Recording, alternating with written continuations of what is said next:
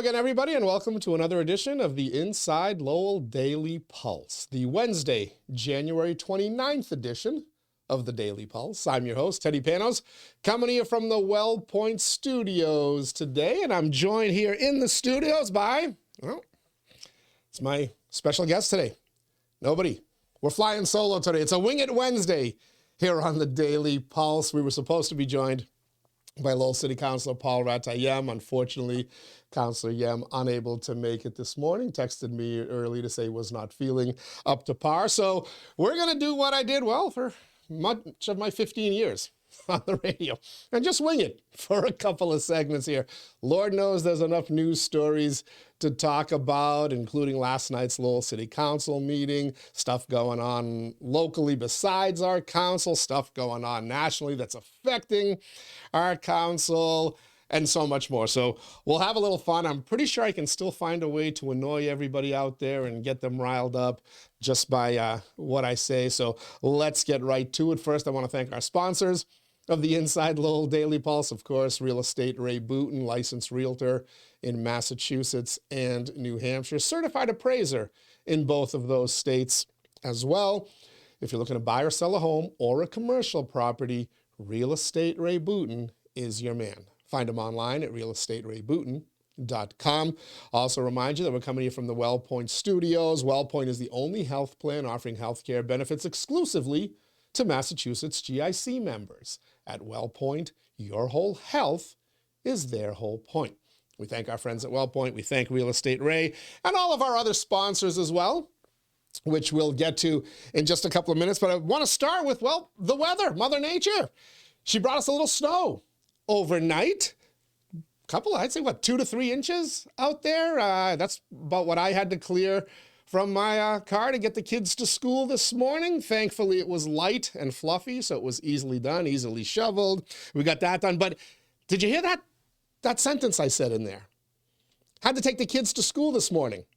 I kind of was half awake from 5:30 a.m. on, waiting for the phone call to come saying school has been canceled, as it invariably seems to be. Remember the day last year when they canceled school because of just the threat of a snowstorm? They canceled it like on a Sunday afternoon and the storm never even hit us. But that kind of seems to be the trend. So imagine my surprise when I realized, hey, there's school today. I actually had to get up, just like in the old days when I used to have to do it for my mom and dad and get the snow off the car.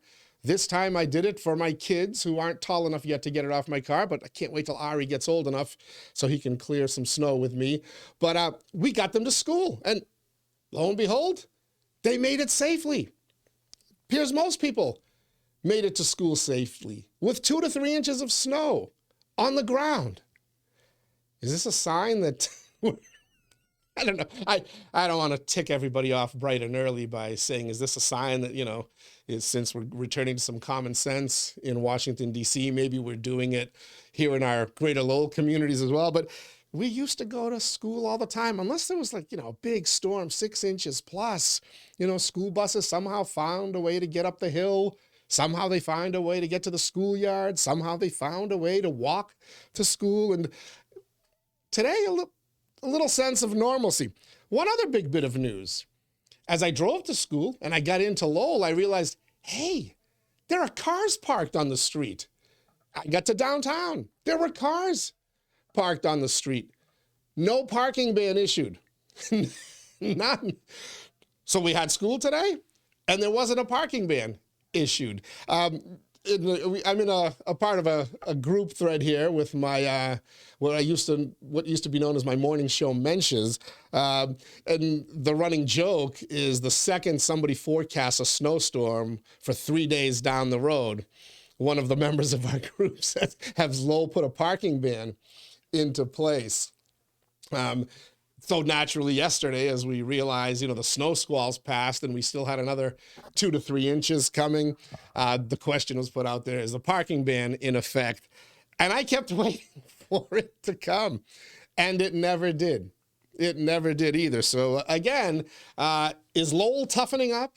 Are we sucking it up? Are we going back to our roots and being a little tough and realizing, we live in Lowell, we live in New England. We're going to get a few inches of snow every now and then. Yes, if it's a big storm, obviously public safety is a concern, and you've got to cancel school. I get it all, but this was the perfect example. School should not have been canceled today. And to my knowledge, it wasn't anywhere. It wasn't in Lowell. It wasn't at my kid's private school, which always follows Lowell's lead anyway, but it wasn't in Chelmsford, I don't think. It wasn't anywhere. Life went on. We became New Englanders. One more funny story before I get off the snow and get to really annoying you out there. The last snowstorm we had this year, and it was 6 inches, maybe 8 inches max, but again, it was the light, fluffy stuff. It came on a Sunday, but again, that parking ban conversation was going on in my little private group chat there. And all of a sudden I get a text, and it's from Lowell City Manager Tom Golden. And I wasn't alone on the day. He texted myself and a bunch of other restaurateurs from the downtown area, the folks from Warp and Weft, our buddy Craig Faulkner, obviously Scott and Kathy Plath from Cobblestones, Penny over at the Old Worthen, the folks from the Old Court. There was a text that went out there, and it said, hey, just checking to see what you guys have going on today, so that when we put in the parking ban, or I think he worded it, if we put in the parking ban, which I interpret as when we put it in, we can kind of take that into account and not harm your business. There was some kind of a show, there was some kind of a magic show, I believe, going on at the Lowell Memorial Auditorium, presented by Spectacle Live. By the way, I'm getting all my sponsor thank yous in here just by mentioning a quick little story. But he asked business owners, downtown business owners, restaurateurs, bar owners, for their thoughts, their input to help make a decision on a parking ban, a snow ban, that would not cause any problems or kind of lower our business on that day. Now, for the record, the Athenian Corner, my family's restaurant, is closed on Sundays, and that's quickly what I responded in the thread to the manager and everyone else. I said, hey, listen, I said, we're closed. It's not going to affect us one way or the other. Talk to everybody else. And everybody else was chiming in, and there was some talk in there about how the city declares the parking ban so early. Too early, and it causes some issues. It causes, a loss in business, according to some. It causes other people to, be, inconvenienced earlier than they should be. And one of the things that I think when they do declare a parking ban, and look, there is a reason to declare it. Was last night into this morning a reason to have a parking ban? No, and they didn't declare it. But when you do get a significant amount of snow, especially on your downtown streets, if you don't get those cars off the road and don't get that snow cleared, it's winter. It's usually going to be followed by a deep freeze. We haven't gotten much melting this year. The snow from that storm was still on the ground when we got this most recent one. But that stuff freezes over, and now your streets are kind of screwed over and messed up, especially the parking spots, for a prolonged period of time. We're going to have a deep freeze, and if the city isn't able to clear the snow, which they're not, because there's cars that were parked overnight and cars are going to be parked there again throughout the day today, that stuff's very likely going to freeze over and cause some headaches for folks trying to pull in and out of parking spots as the weeks goes on. But the important part I wanted to know, and one bit of advice I'll give City Manager Tom Golden, I really do appreciate you reaching out to us. It was a nice gesture. It was a thoughtful gesture. He actually listened to folks who said, one of the places had a comedy night going on, and everybody's recommendation, can you please not declare it until later in the day? Because if you declare it at 3:00 and, it goes into effect at 9, then, everybody starts to panic and thinks they can't come downtown. But there are some logistical issues. You need to give people enough notice, A, to get the word out that there's a parking ban going into effect, and B, to get their cars out of there and get them into the garages. Now, I think in this particular case, the manager declared it as of 4 p.m. and then it went into effect at 10 p.m., which was late enough in the night to not affect any downtown business. But at other times, the storms come early in the morning or, late in the morning or at midday. And some of these things can't be helped. There's certain logistical issues that need to be dealt with. So while none of us wants to see a parking ban and whatnot, there are, to my business friends out there and others, there are certain logistics that get involved with it. But the advice that I will give City Manager Tom Golden is, there's an old baseball saying, I forget the manager who said it, might have been Earl Weaver, or I don't even know who the hell it was, but he said, when you start listening to the fans, you start sitting with them. You find yourself sitting with them pretty quickly. So Tom Golden, this is why you get the big bucks. This is why you get $250,000 a year, to make these decisions and take the heat from these decisions. I appreciate the outreach and the feedback, but don't listen to me. I'm not gonna, I can't help you with parking policy. You're on your own on that, sir. And again, do what's right for every citizen of the city, not just those of us who are in the downtown or those of us who have businesses in the downtown. When when you declare a parking ban, you can't just say, well, it starts in every other neighborhood at 6 o'clock, but in downtown, we're going to wait till 10 o'clock. You have to declare it citywide, and there are considerations that have to be put in there. Public safety, again, the DPW's ability to do their job properly. Appreciate the the consideration. Don't listen to us. We can only guide you in the wrong direction. All right. Have you been to InsideLowell.com yet? InsideLowell.com. All your local news, information, entertainment there, including all of our daily pulses from the days and weeks past. But there's a recap of the Lowell City Council meeting last night, or should I say a repackaged recap. The Lowell citizen, Ryan Gilday, who used to do kind of a pretty thorough city council recap, has repackaged it for this year, much like Jan Brady repackaged herself with that horrible brunette wit. The Lowell citizen, Ryan Gilday, has repackaged his city council recap, and he's calling it the Government is Happening, or Government's Happening is how the headline reads, and where he picks a couple of topics from the city council meeting and focuses on those. One of them was funny. He was talking about master plans, and he put the Lowell Forward master plan on a milk carton and wondered where are those updates that we were supposed to be getting on a monthly basis from various department heads about how the master plan is being implemented. But the main thrust of the Lowell Citizen City Council meeting recap from last night was, again, the Smith Baker Center and the two motions filed by City Councilor Paul Ratayem, who was supposed to be our guest today, because of those two motions, wanted to follow up. Unfortunately, again, if you didn't pay attention early on, or the dog barked and you didn't hear it, Councilor Yem unable to join us today as scheduled. We'll reschedule him at some point in the future.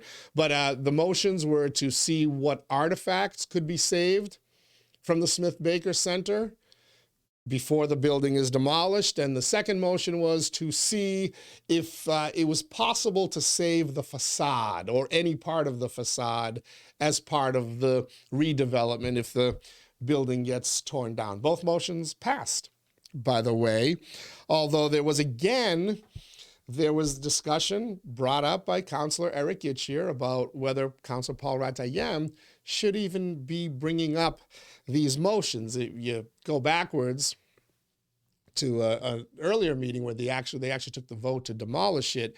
It was revealed that Paul Ratayem was the vice president of a nonprofit organization that was set up to try to save the Smith Baker Center, and he was advocating for the city to give it to that organization, and they would restore it as a Cambodian or Southeast Asian museum, a couple of other uses as well. Ultimately, that motion went down, or that effort went down, and the council voted to tear it down. But it was pointed out that as a sitting member of the board, vice president of that organization, the nonprofit organization, that Paul Ratayem has a conflict of interest in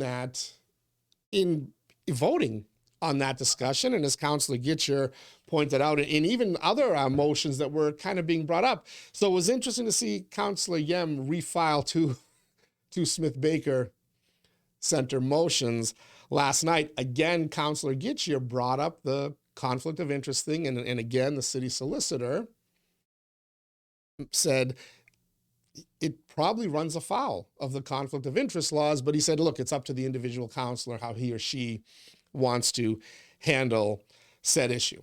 Now, look, I don't think Councilor Paul Ratayem is looking to financially benefit from this. I don't think he's not going to. It's going to get torn down. But even if they tried to save it and give it to that organization, as I see it, there's no financial benefit there. It's to keep this thing as a museum and restore it and use some public use with it and stuff. It was a nonprofit that was set up. It's not a corporation. It's not a for-profit corporation. And I don't think there's anything nefarious there that Councilor Yem was doing in trying to save the Smith-Baker Center or even to bring up these motions the other night. That said, Councilor Gitcher is right. And the city solicitor is right as well. There's a clear conflict of interest here. How is Councilor Yem going to vote on what's best for the city of Lowell if he also has a responsibility to this nonprofit organization to try to do what's best for them? It's a conflict there. And it doesn't have to be anything nefarious there, but still, that could affect his vote on whether it's smarter to demolish it or to save it. Probably best for Councilor Yem to stop bringing forward Smith-Baker motions. I'm sure if he really wants, he could get other councilors to bring motions forward. You saw last night, there was, Councilor Robinson made an effort to see, hey, listen, since it's going to take a while for us to put together the demolition plan, can we put out a 30-day RFP and see if somebody has a plan or whatever? We've had what seems like a 30-year RFP, and nobody's really stepped forward with a viable way to make this thing work. It's time to end the Smith-Baker Center discussion. There were speakers last night. One gentleman who said he's done historic rehab. I think he said of Victorian houses. Great. A Victorian house isn't the Smith-Baker Center, but I appreciate everybody's intention to save it. But that battle was fought, and that battle was lost 2 weeks ago. And at one point, Mayor Rourke said, look, the vote was taken. If we want to reconsider that motion, there's a certain time frame. Council rules allow a certain time frame. You have to file a reconsideration. You have to do all sorts of other things. But it's time to move on. The building is done. The building is done. I have as many great memories of that place as anybody else does. We used to do our Greek school programs there when I was in elementary school. We used to go celebrate Greek Independence Day there, and I've been on that stage, and I've sat in that room, and it's gorgeous. It really is. But sometimes, even those in government who push for historic renovation while criticizing the city for letting it get to this point are acknowledging that it's at a point now where that's got to come down. And even though the facade thing would be nice, I'm going to bet you maintaining that facade is going to add to the cost of demolition, because you can't just go in there and take the wrecking ball to it blindly. You've got to do some other things to make sure that facade doesn't crumble. Plus my dreams of an implosion in downtown Lowell, like used to see of those old baseball and football stadiums. It will never happen if you save that facade. But let's move on. The battle was fought. The battle was lost. To all the citizens out there, if you're going to the council and you're saying, I wasn't aware we got to this point of the demolition, you weren't? Come on. Well, where are you? Read Inside Lowell. Hey, my advice is read InsideLowell.com. Make it part of your daily news routine, or follow us on social media. You'll trip over one of our stories accidentally, even if you don't want to. And then you'll become aware that it's gotten to the demolition phase. It's time to move. Let's not turn the Smith-Baker Center into the homeless thing again, and the Elliott Church thing again, where it's just week after week after week. It's the same discussion, just different people, sometimes the same people, showing up to chat. Am I doing a good job pissing you off out there, everybody? I think I still have the touch. You're tuned into the Inside Lowell Daily Pulse, Wednesday, January 29th edition of the Daily Pulse. It's a Wing It Wednesday. I'm Teddy Panos. I'm here alone in the Well Point Studios. My guest today, City Councilor Paul Ratayem, unable to join us. So instead, I'm just sitting here talking to a camera and a microphone in an empty room. But I want to thank our sponsors of the Inside Lowell Daily Pulse. By the way, I'm going to do this more often. I'm just warning you right now. There will be days where I will not have guests, and I'm going to just wing it. And we'll have to find a different alliteration for each day. Wing It Wednesday works beautifully. But I want to thank our Inside Lowell Daily Pulse podcast sponsors. Real Estate Ray Booten, licensed realtor in Mass and New Hampshire, certified appraiser in both states. Find him online at realestaterayBooten.com. Thank you to our friends at WellPoint as well. We're here in the WellPoint studios at WellPoint. Your whole health is their whole point. Washington Savings Bank, banking that feels like home. Make the switch now to Washington Savings Bank. You may not get this mug, but you'll get a roadside emergency kit from AAA. By the way, it's a good opportunity for me to take a sip. It's just water out of the Washington Savings Bank mug. Make the switch now to Washington Savings Bank. TMI Properties, quality and value at every price point. Find your perfect space with TMI. Mahoney Oil, providing warmth and protection to generations of families since 1925. Going to be a cold one, by the way, tonight into tomorrow. Make sure you're set up. And if not, remember, Mahoney Oil provides 24-hour emergency service. Find them on the web, MahoneyOil.com. The Greater Lowell Community Foundation, the newest member of the Inside Lowell family, improving the quality of life in Greater Lowell through strategic, impactful philanthropy.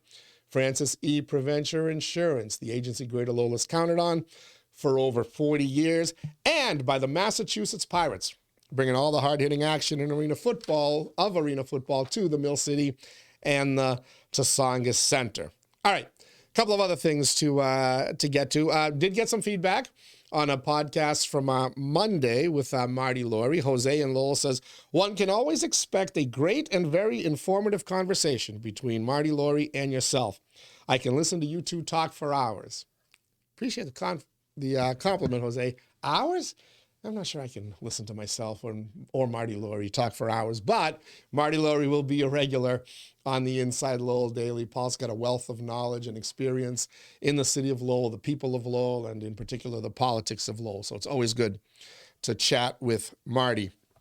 One other thing at the city council meeting last night, motion to ask Congresswoman Lori Trahan, and then it was eventually amended to get the Senators Warren, and somebody remembered, we have another senator, Senator Ed Markey. Let's get him to chime in as well to see what the Trump administration's freeze on grants is going to mean for Lowell and in particular, the funding of the Rourke Bridge. Good motion, topical motion. Of course, yesterday a court put a temporary halt on the president's plans to freeze some of this spending through Monday, I believe, was the date. So I don't know if that means that they'll hear arguments and reconsider it. You can probably bet that this will eventually go to the United States Supreme Court to see if the president has the authority to freeze some of this funding. I know Congress passes the funding, authorizes the funding. How and when it's spent, I guess we'll let the judges who make big bucks determine that. But, how will it affect Lowell? The Rourke Bridge, one such potential thing. The belief is that it won't because, some of the green components of transportation funding are what might be at the target. It also appears that NGOs, non-government organizations, AKA the nonprofit industrial complex, as some of us like to call it. See, I told you I'd piss people off. That is what the president and his folks are looking at as well. But are there green components to that Rourke Bridge? Are there environmental concerns? Are there energy concerns that have made the price tag so costly? If that's reviewed, and we can get the price tag down from $273+ million to, 250, 240. Isn't that a win for the taxpayers? Isn't that what we want? Don't we want government to look at our spending? It's a $6.75 trillion budget. It's a $6.75 trillion budget in Washington, D.C. Don't we want to look and see if there's some efficiencies in there? that there's some ways we can save money, make sure money's not being spent illegally. You know, I know one of the things that the Trump administration was pushing yesterday was that, well, within this money that was frozen, there was, I don't know, like $50 million for condoms in Gaza, which, according to some reports, Hamas is using those condoms as weapons. I don't know if they're putting gas or explosives or something in them, and they're launching them. Condom as a weapon. I thought a condom was protection. Anyway, I digress. But there were some other things there that were like, you got to look at them. $6.75 trillion. Just to understand, and I know it's easy to get triggered by anything Donald Trump does. I get it. And sometimes he triggers me. And I'm like, why does he do that? It's not necessary. But we have a $6.75 trillion budget. I guarantee you there's waste and inefficiency there. At the Pentagon, at social services, at all sorts of places. Condoms to Hamas. I mean, let's be real here. Although, you know, it'd be good if Hamas terrorists aren't procreating. They're not using them for that, apparently. They're using them as bombs. So, you know, we got a little bit of a problem there, Houston. But we can find savings. And just understand this. Of that $6.75 trillion, $1 trillion of that, more than $1 trillion of it, actually, we passed the $1 trillion mark, is interest on the national debt. In other words, the United States is so far in debt from government overspending that we pay $1 trillion a year in interest on that debt. So if you didn't have any interest payments, your budget right off the bat is $5.75 million. Or you call it $6.75 million, and now you can spend that $1 trillion on, gee, the Rourke Bridge becomes a drop in the bucket, right? $273 million is nothing compared to $1 trillion. How many other bridges can you build or fix or repair?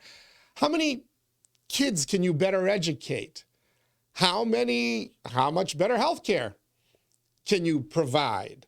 I didn't word that correct. That was terrible English, by the way. My English teachers are probably cringing. But how much could we improve our health care and whatnot? How many hospitals could we save? How many emergency rooms could we expand? How many urgent care centers could we open up to not pack hospital emergency rooms?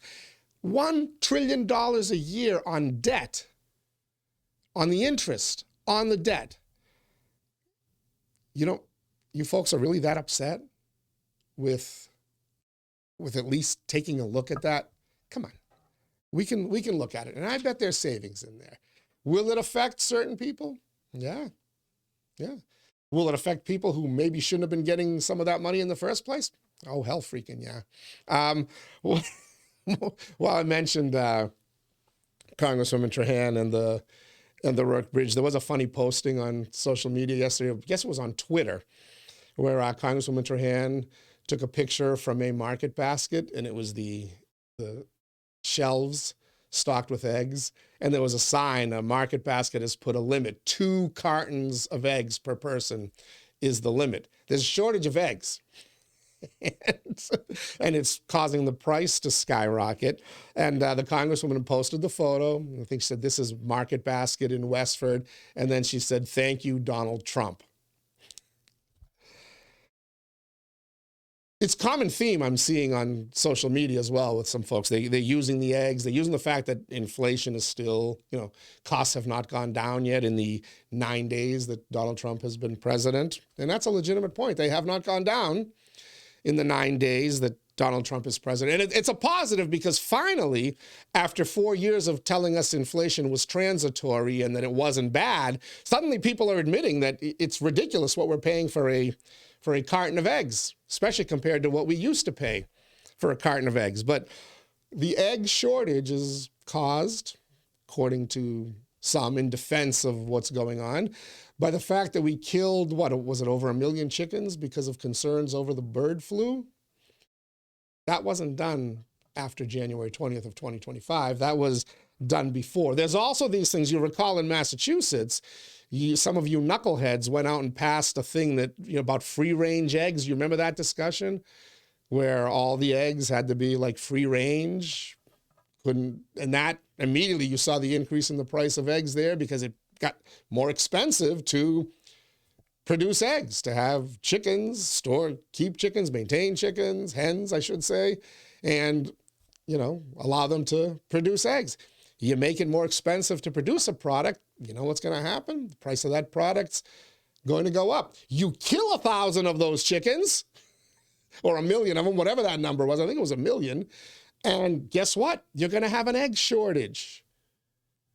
Can we just chill? Take a deep breath. Calm down. Everything will be okay. Even if our economy doesn't get better, 2028 will come. We'll have another election. Everybody can go choose their partisan sides. You won't have to worry about him anymore. He'll be gone.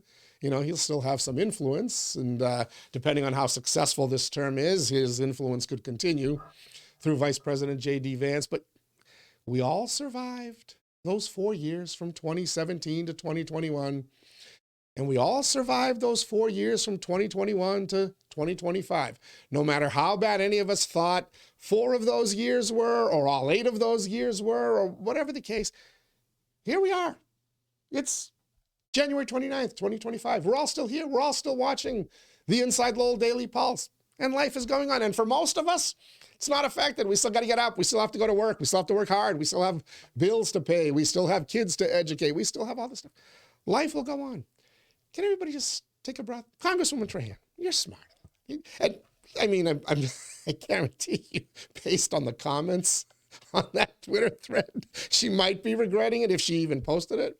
Maybe her staff thought it was a good idea to do it. I don't know. But everybody, let's just come. Let's see how we can make our government better, work better for the people, be more efficient for the people, deliver services that government should deliver, do it in a good way. Don't give money away to other people before we're giving it to people here in America. Do we really need to keep funding, Vladimir Zelensky anymore? Sorry, Asa, I had to bring that up. Do we really need to be funding the Middle East anymore? Maybe we can use the money to buy Greenland for all I care. Just kidding.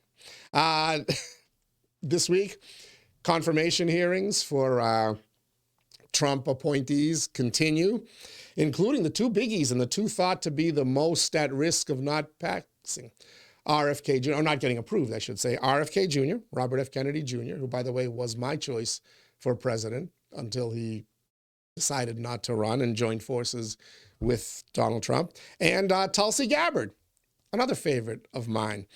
And there's a lot of opposition to them. For RFK Jr., it's coming from the bloodlines. Man, the Caroline Kennedy and one of the Schlossberg grandkids out there mimicking Robert F. Kennedy's speech issue that he has there, the way I forget the technical name for why Robert F. Kennedy speaks the way he does, but really? With family like the Kennedys, man, who needs enemies?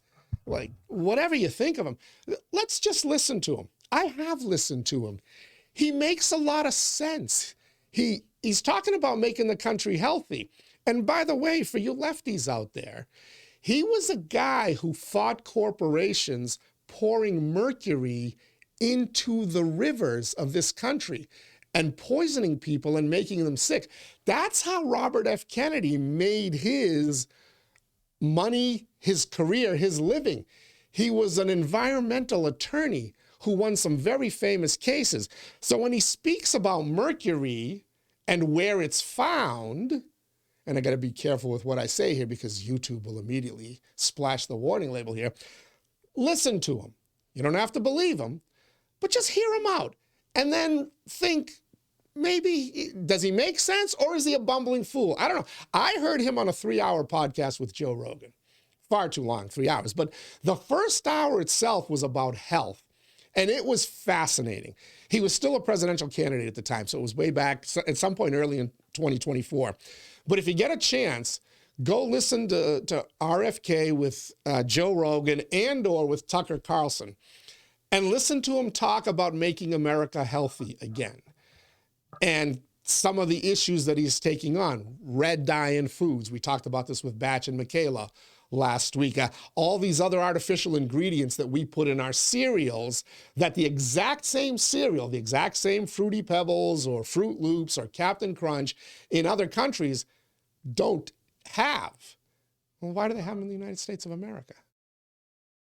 Can we at least listen to that argument and not mock him, not call him a terrorist, not call him a conspiracy theorist? Just listen to him. Make up your own mind. That goes double for Tulsi Gabbard. Tulsi Gabbard, I believe, I don't want to misidentify her rank here, but I believe she's a lieutenant colonel in the United States military. She served her country. She put her life on the line for this country. And up until she dared take on Hillary Clinton on a debate stage and call out Kamala Harris on another debate stage, Tulsi Gabbard was a good Democrat. And suddenly she became, stop me if you've heard this before, a Russian asset. Or the newest one is she's a Syrian asset. Now she's doing treasonous things with Syria. None of it proven. A lot of anonymous sourcing in the New York Times. I mean, same New York Times, same anonymous sourcing that told us about Russian collusion in 2016, that told us about Hunter's laptop in 2020. You know, that laptop that he had to get pardoned for? So, remember that? They told us that was fake. Are these the same people going after Tulsi Gabbard? Oh, hell yeah.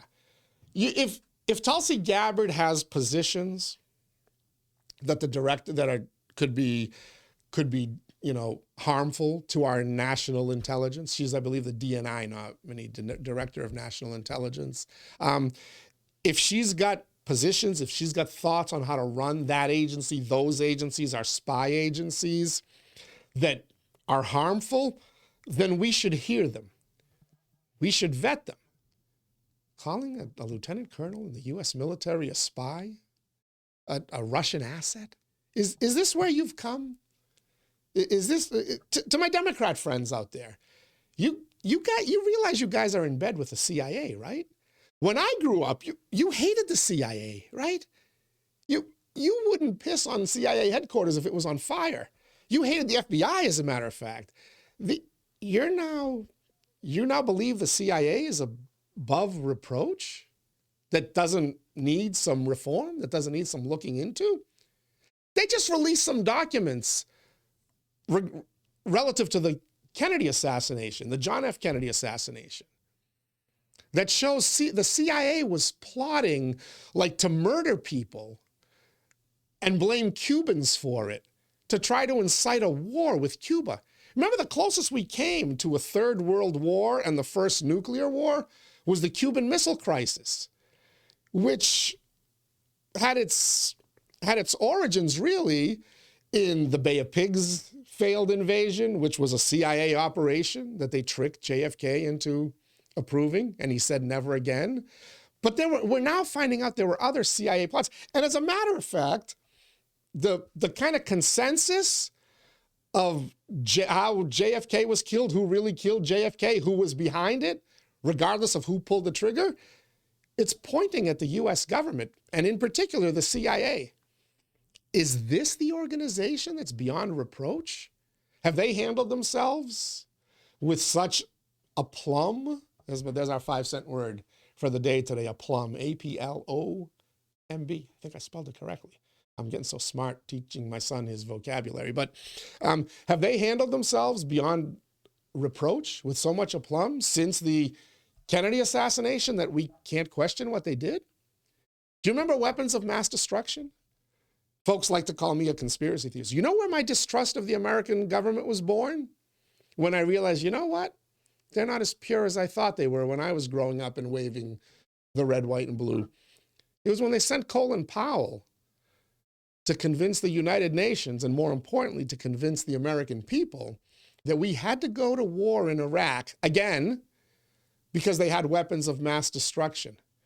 Where do you think that intelligence came from? You think Colin Powell was in Iraq investigating sites that potentially harbored nuclear weapons, weapons of mass destruction that Saddam Hussein had? No, that's the CIA did that to us. How many young men and women lost their lives? How many lost limbs? How many are battling addiction issues from what they saw, what they went through for 10 years in the Middle East because of a lie that was perpetrated by the CIA?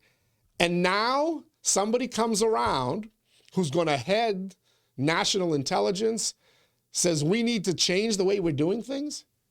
We're going to call her a Russian asset? Come on, people, you're better than that. Lowellians, greater Lowellians, Drake, Chelmsford, Tewksbury, wherever. You're better than that. You're smarter than that. You're watching this. I know you're smarter than that. Again, listen to if they get a chance to actually answer real questions about what their thoughts are and what they will change and what they will do yourself a favor, listen to them. Don't take the shattering heads. Don't take my word for it. Don't believe everything I told you. Watch and see. Go watch. Listen to them in their own words. Listen to RFK with Joe Rogan in his own words, and then make up your own mind. Listen to Tulsi Gabbard in her own words. Be skeptical. Question. But let them, don't let MSNBC or Fox or anybody else tell you what to think of these candidates.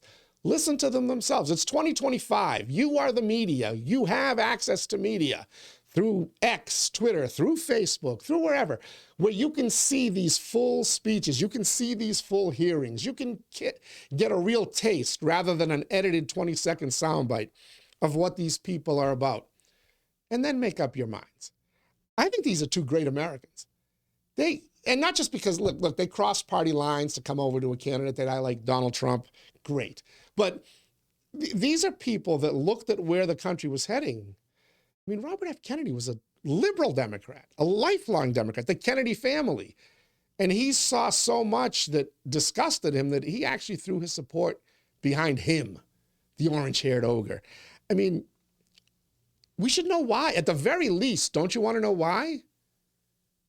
Don't you want to know why Tulsi Gabbard left the Democratic Party after being elected as a United States Congresswoman in the Democratic Party?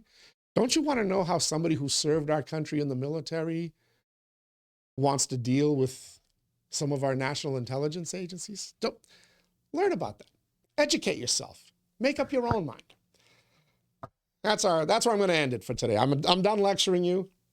Jesus Christ, I went 42 minutes. Oh, I shouldn't take the Lord's name in vain. I went 42 minutes. I appreciate you joining us tomorrow on the Inside Lowell Daily Pulse. Danielle McFadden's going to join us, president of the Greater Lowell Chamber of Commerce. We'll talk about business, climate in the area. We'll talk about the other goofy stuff I always drag poor Danielle into. But more importantly, we're also going to talk about her candidacy for Lowell School Committee. Danielle is running as a at-large candidate for one of the two at-large seats on the Lowell School Committee. And we're going to get her thoughts on some of the issues. I want to know, what does she think of the Lowell schools? What is important to her? What is she going to focus on if she's successful? By the way, any candidate who is a challenger in any race, school committee, city council, if you're watching this, once you've declared your candidacy, once you've filled out your paperwork with OCPF, reach out, Teddy Panos at InsideLowell.com. I'm going to give you the exact same opportunity. Incumbents, you guys get your opportunities to come on. And hey, we'll have some debates set up as well. But that's tomorrow. On Friday, Jo Marie Buckley is going to join us from Tewksbury Together. Jo's got her finger on the pulse of things happening in the town of Tewksbury, but also all around the region. And she's not afraid to say it. You think I'm opinionated? Whew.